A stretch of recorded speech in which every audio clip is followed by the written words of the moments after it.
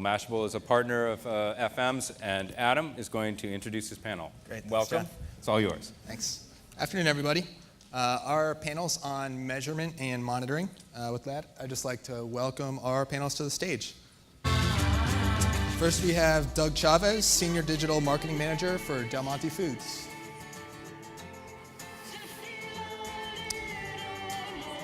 Simon Khalaf, CEO of Flurry. Todd Teresi, CRO of Quantcast. And Alex Yoder, CEO of Webtrends. Welcome, guys. Howdy.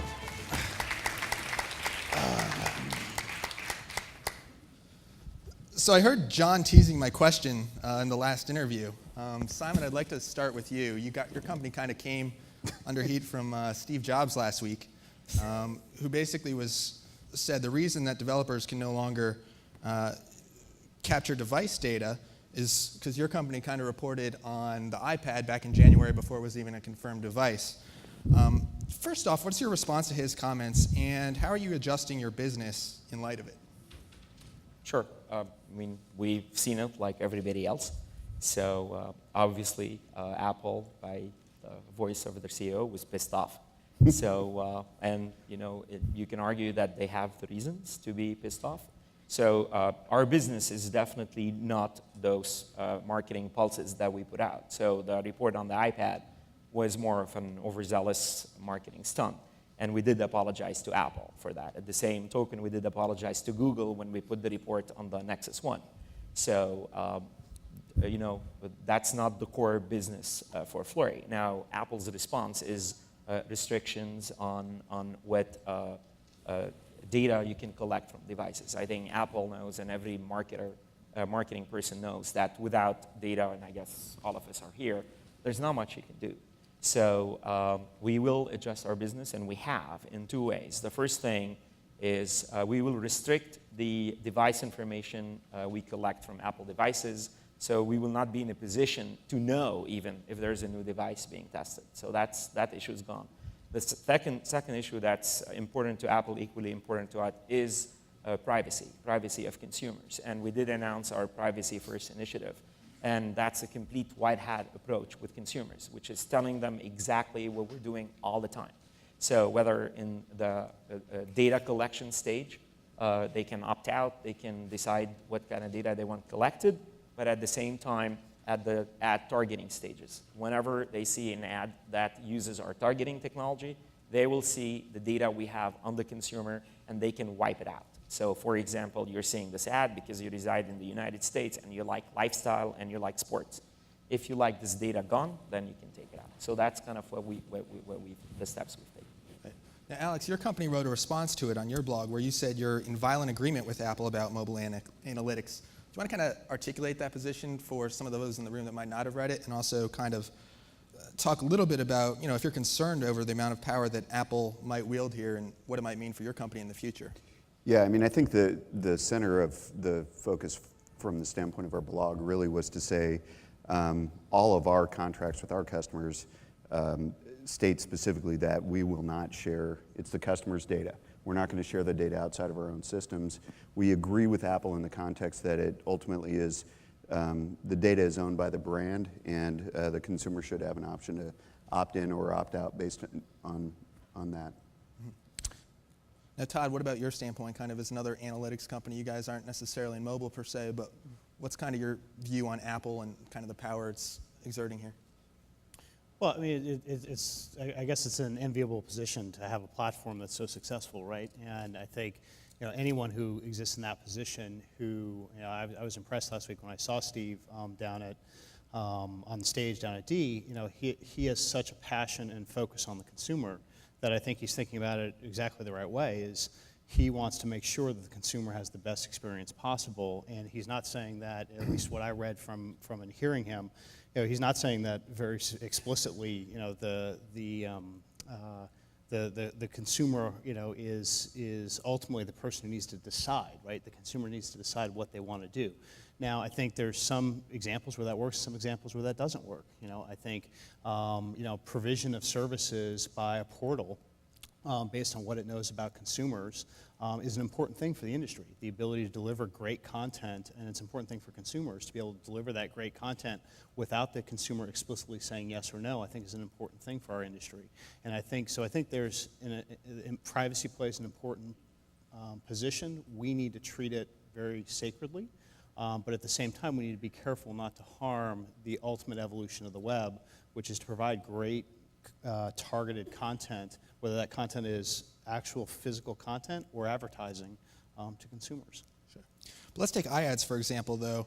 A lot of your customers are probably going to be eventually launching something there.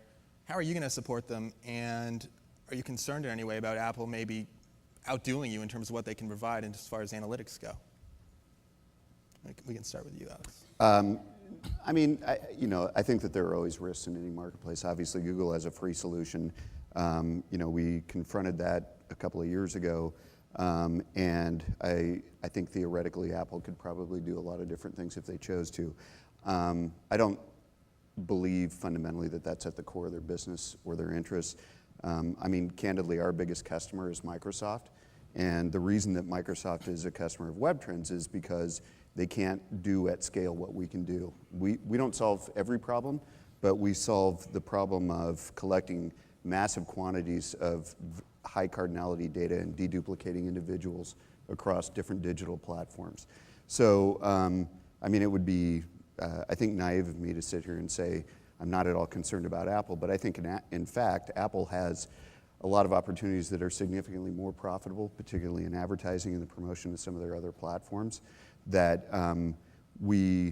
speaking for myself, but I think with the other members as well, I think it's an ecosystem we can all play a role in and provide a unique offering or service to. Mm-hmm. I think also if you kind of think about it, there rarely is one provider of anything, right? Mm-hmm. If you look out in the marketplace, they're usually, and for a variety of reasons, I'll give you an example which would affect Quantcast is, very explicitly, and we measure tens of millions of web destinations, billions of daily events that are happening online. And when you look at that cross-platform measurement is really valuable to marketers and to publishers. Apple has a small slice of that. Even as big and as powerful as they are, Apple is not the web, right? And if you're a marketer or you're a publisher looking to understand who your audiences are, you need some information from Apple, absolutely. But you also need to understand what's happening around the rest of the digital ecosystem, which, by the way, includes TV, right? If you look at the power of measurement, ultimately, in our view at Quantcast, is really being able to understand what's happening in the consumer landscape and then being able to apply that information and that understanding in real time at an addressable level across whatever digital medium there is. And so ultimately, we view measurement as really just kind of a means to the end, which is delivering a better set of content to the consumer. If I can add too, just for a moment, I mean, I think if you take a step back and look at what Steve Jobs really is saying overall in his messaging is, somebody announced one of their products early and that pissed him off. I mean, I think anybody would probably feel that way. He's a little more candid than most, but outside of that, I think the center of his messaging is that actually, back to the consumer, he really wants platforms to be generally agnostic. I mean, his focus on HTML5, in my mind, is a promotion around a broadly adopted platform that can be used by anyone where you don't have to depend on proprietary third-party plugins and applications. You don't have to rely on inferior products like Adobe Flash or, he said it, I didn't. I mean, I'm just repeating what he said. Microsoft products. And I think ultimately that will drive a lot of the value and benefit of very kind of agnostic measurement throughout the internet and other digital assets. Mm-hmm. I want to keep it with mobile for a minute. Doug from Del Monte, you had some kind of really interesting thoughts upstairs about mobile and the metrics that matter and what marketers should be looking at. Now, we're on the stage with 3 other analytics providers, but what do you kind of think the metrics are that marketers and big marketers like yourself should be looking at in the mobile space? Yeah, it really, we look at it, there's no one of the things I talk about, there's no silver bullet for metrics, right? You have to look at what is the story that the aggregated metrics are giving you back, and how do we use those insights to better target and reach our consumer? So it's not, again, we're not going to work with just one, we're going to work across multiple. In mobile, for us, it is understanding, where we know how to get the consumer to take. I think we're pretty good at getting the consumer to take a series of actions. The more she goes down the aisle to a store, and we can help inform a decision at that point. I think that's part of the holy grail we're trying to crack, and we're working on cracking. The success we've had in mobile, it's not that we've had, necessarily an app that performed really well. It's in our fiscal 10, which was ended in April, we looked at mobile, a variety of mobile programs through impression-based, through SMS-type programs, through some apps. And we look at literally the engagement we're getting. Are people taking the actions we want them to take? And what story can we tell through the publisher that's put that app out there, or through that the number of texts she's sending back to us about a recipe, or about doing an activity with with a pet, since we make foods for the entire family, including your pets. That to us, that tells us, that story we build from that variety of metrics, that's what's important to us. We'll figure out, and we'll continue to iterate how we figure out that story, working with a number of partners, folks that are on the stage or folks that may not be on the stage. So for the analytics companies, what types of decisions are you seeing customers make based on kind of some of the mobile data you're providing them? Sure. I mean, there's a lot. I mean, I agree that mobile is at the very early stage, but it's very promising. It's kind of going to the new era of engaging advertisement. I mean, imagine in the 70s or 80s, you can tell somebody who's making a big spend in a TV campaign that this TV now can be portable and can be interactive. That's kind of, so people are looking to size an audience. They're looking also to understand and segment an audience. And at a later stage, understand how this audience engage with the ad, with the creative, and at the end, immediately stop spending money if the ad is not working. And that's a phenomenal luxury you have with this device that's in your pocket. So there's a lot of things people are looking for, but it's the real-time / direct response element, and the ability to kind of turn on a campaign to its maximum capacity or turn it off based on immediate response from the consumer. That's, I think, what people are looking for. Well, it's interesting that you say promotion, because one of the things that comes to mind about mobile is, and especially with services like Foursquare or Gowalla or whatever, it's going towards a great place where you know a lot about a person, where they're standing, right? So the first task was to get them into the store. The second task is, what do we get them to do down the aisle?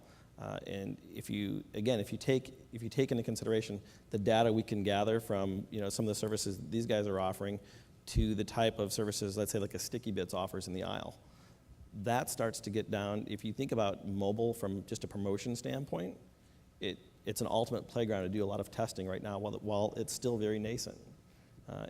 And I think that's where we look to partner with folks that are collecting that data. How do we better understand that? How are you analytics guys kind of thinking about location, Foursquare, Gowallas of the world? So we think of it as it's part of targeting.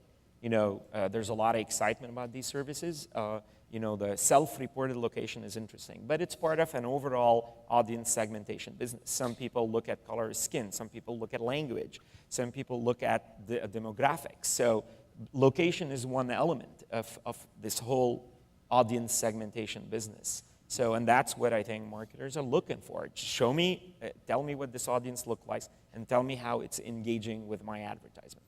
And tell me fast.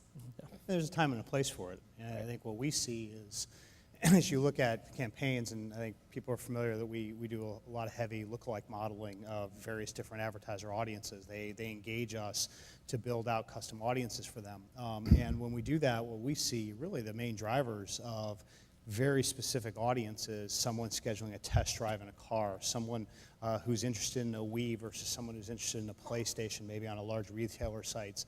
Getting to understand that granularity, what's different about audiences, is really not about location. Excuse me, it's really about affinities. If you look at marketing kind of over time, the propensity to buy an iPhone really has nothing to do with your location.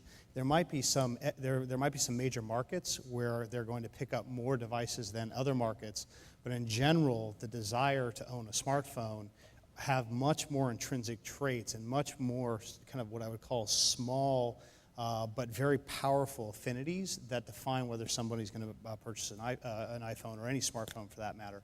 So what we see is really kind of an evolution of marketing where, ultimately long-term, kind of our belief is, marketing at an audience level is going to be heavily algorithmic based on all available data points that you have in your grasp, whether it be CRM data that you collect from the aisle, whether it be information that you collect from a partner like Quantcast, or maybe it's information that you gather from somewhere else.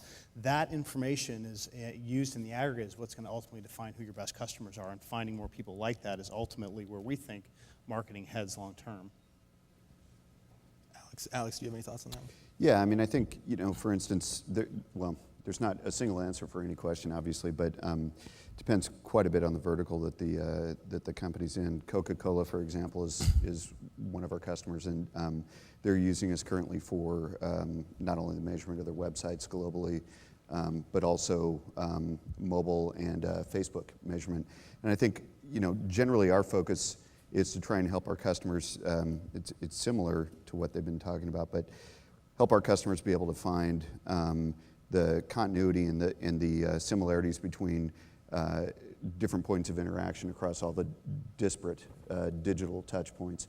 So we aren't focused necessarily aggressively on advertising, but we are focused on being able to drive an understanding of the segments and individual customers of value, identify them, and be able to understand who they are across the multiple touch points, and then drive an interaction or a commentary with them that ultimately improves brand relationship and share of wallet. Yeah, leveraging that is pretty interesting. Even a company like Coke, Coke has essentially the best recognized brand in the world. And if you look at though underneath any sort of CPG manufacturer, really it's actually just a decision of very specific individual marketing activities.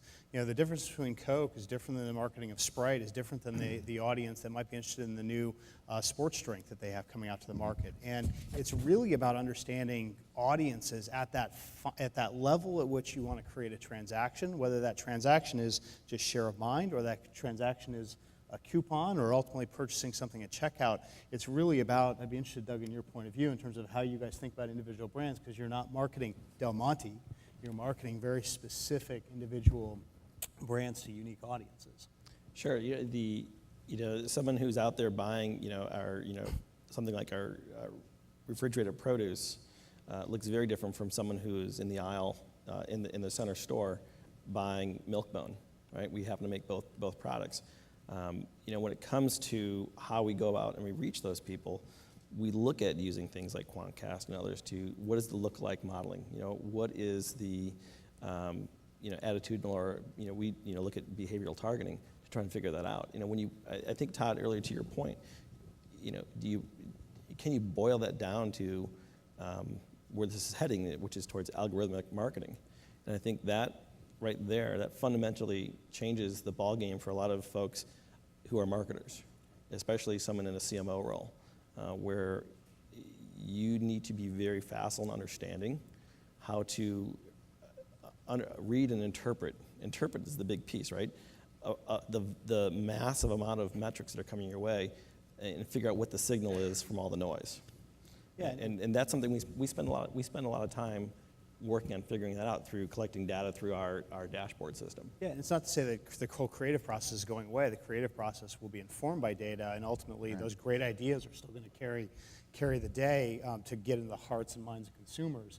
But the decisions about media, the decisions about audience are going to be much more informed than they ever have been. Absolutely. In the future.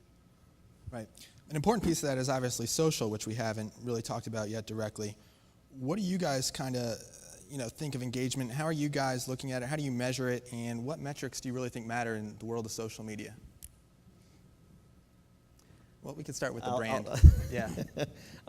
By the way, it's the only guy without a sport coat on. It's the guy who actually has the money. All of us are asking for the money. I think that it's a great question. If you talk, it depends. I think you hear a lot of different answers. Like, we've got 1 million fans, or likers now, apparently. But we've got all these people on this page. The numbers are really interesting. That's great. But one of the things that I talk about internally is I would rather have a higher engaged, lower count audience than a million people who are very passive and don't come in and interact with us. And on that note, Facebook is just one of the places to do that. There are lots of places we engage with, dare I say, places like Federated Media, where we've got a highly engaged audience in a variety of places where that message really resonates with them and they spend time with us and they take the time to add a comment. For us, I look at that as our engagement metric. Engagement for us is really an important factor. We want highly engaged people because especially now if you think about, sure, every brand is a marketer, but every person is a marketer and a brand as well. And how do we interact in that social graph? That's very important for us. So it's not necessarily about click-throughs. Click-throughs are important. Again, as I talked earlier, it's all about what is that story you assemble. Engagement time, click-throughs, participation, so forth and so on. So as analytics companies, how do you kind of deliver that higher engaged, maybe lower quantity consumer? As a media outlet, we're certainly quick to go say, this brand went and got 1 million fans. Friday was National Donut Day, and Dunkin' Donuts signed up 100,000 fans in like 24 hours. How do you guys kind of differentiate? How do you work that into your tools? Sure. I mean, engagement means different things to different people. Like, it depends on what you want to achieve with the campaign, right? If it's a direct response campaign, you will know engagement within minutes, if not seconds.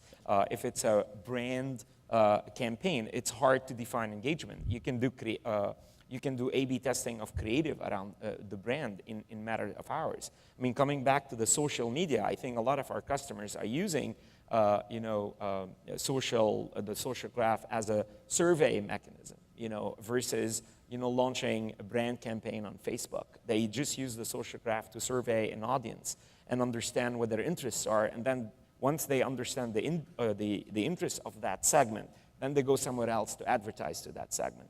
So, but definitely looking at the click-through rates, looking at the conversion rates, and by publisher, by application, by segment, by geo, and we offer that.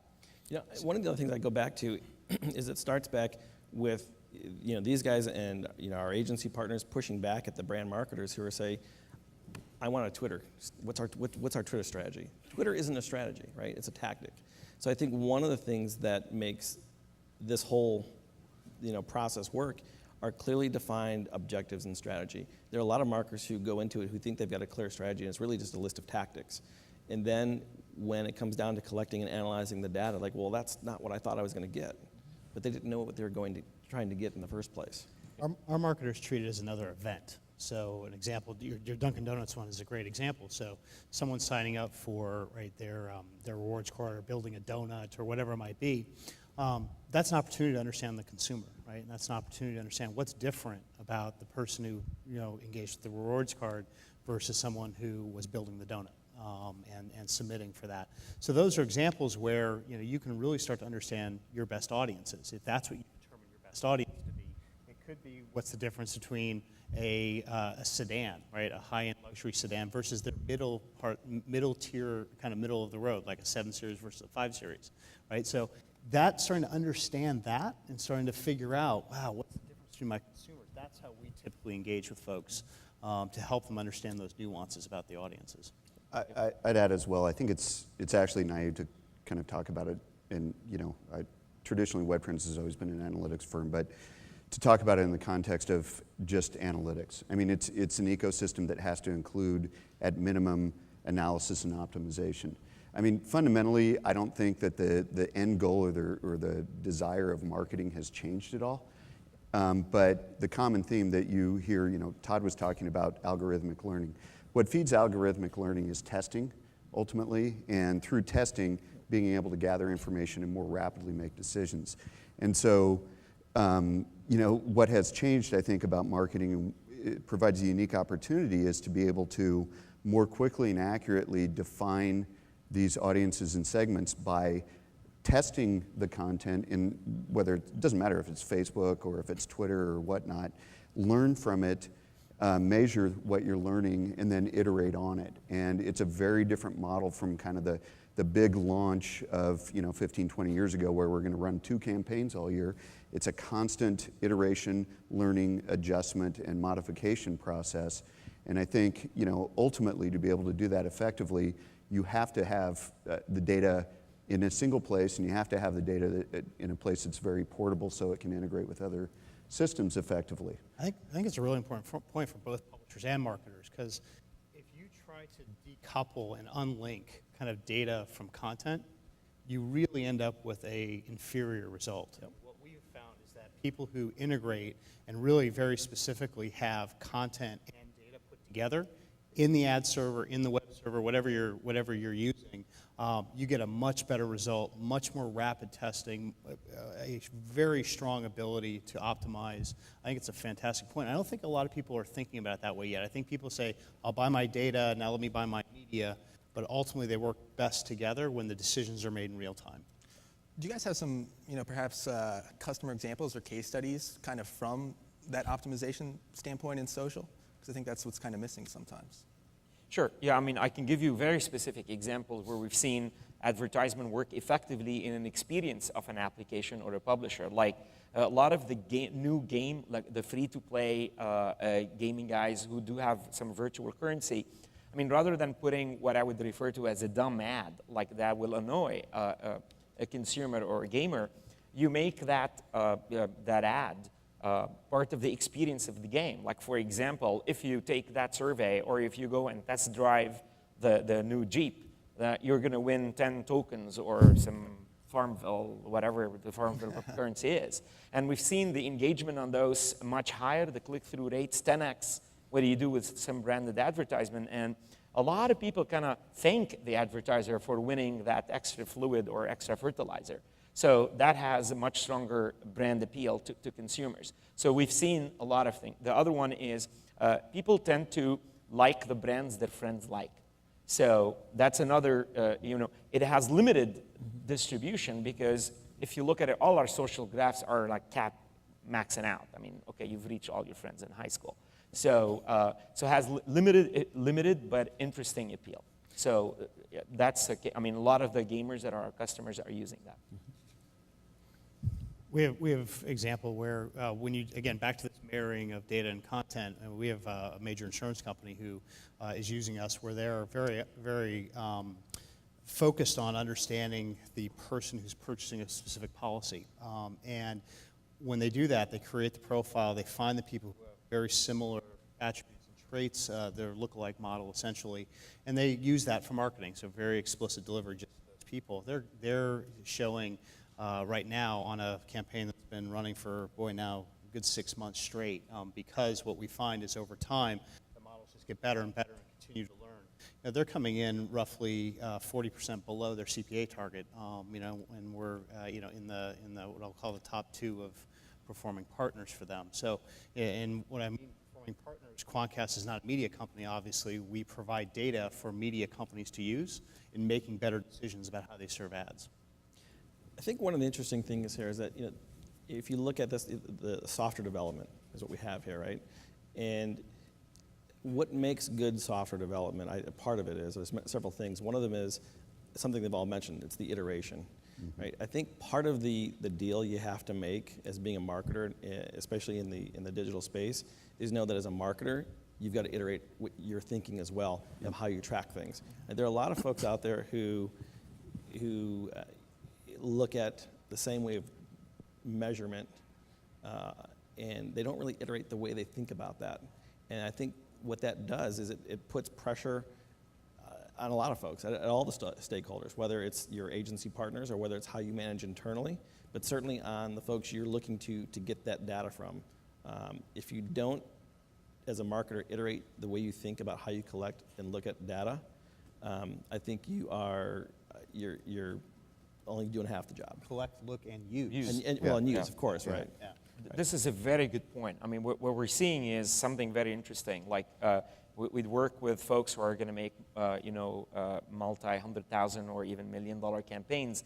They launch 3 or 4 creative, and they dump $2,000 on every creative.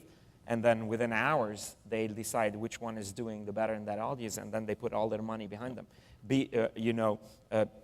4 or 5 years ago, or even 10 years ago, this process used to take months.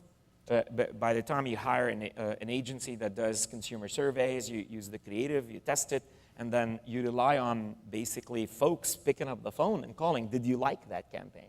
I remember I was on this side, we were spending a lot on branding campaign, and it would take me 6 months to do what today we can do in hours over a network, measure what the response to this campaign is. Sometimes the messaging, the color, the creative, or even the promotion you're doing, sometimes it's different. And if you're not looking at it, I would argue at a minimum weekly, but ideally on a daily basis, if you're not understanding what's happening in your campaign with some level of frequency, you're really missing a great opportunity, because what we see is that actually audiences change pretty dramatically during a campaign. We had a great example where an agency swapped out a bunch of creative, and the audience dramatically changed because the people responding to the new creative were very different than the profile that they thought that they were out to reach. And so you start to learn things like this when and this is why I say really it's about algorithmic-based approach. It's not only using technology, but then actually applying that technology to make these decisions on a relatively routine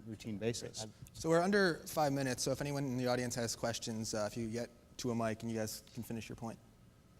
I think what I would say is, at first blush, I think the marketers who figured it out the quickest because they had to were the DR folks, right?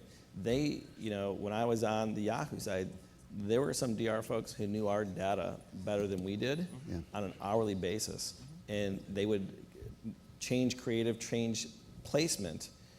I mean, they would literally pimp that thing out all day long to get them to maximize it. That was just scratching the surface, though. Questions? I mean, you nailed it. I mean, that's the focus of marketing, right? Is find a person with an interest, connect with them, cause them to take an action. I think the internet obfuscated that, but it's our job, at least on this end of to provide technologies that make it simpler. Yep. Any questions out there? I can't see. We answered every single question that you had. Yeah, that's really not a very interesting topic. We did have one final question that was interesting upstairs, which was what you guys think the CMO of the future looks like. I think the CMO of the future looks a lot different than it does today. I think the CMO of the future is someone who truly fundamentally understands the implications of the data and measurement and how to market against that. And I think one of the things we talked about is, marketing at an algorithmic perspective. Not everything is an algorithm, but how does that algorithm inform and lead? That role is changing very differently from that perspective.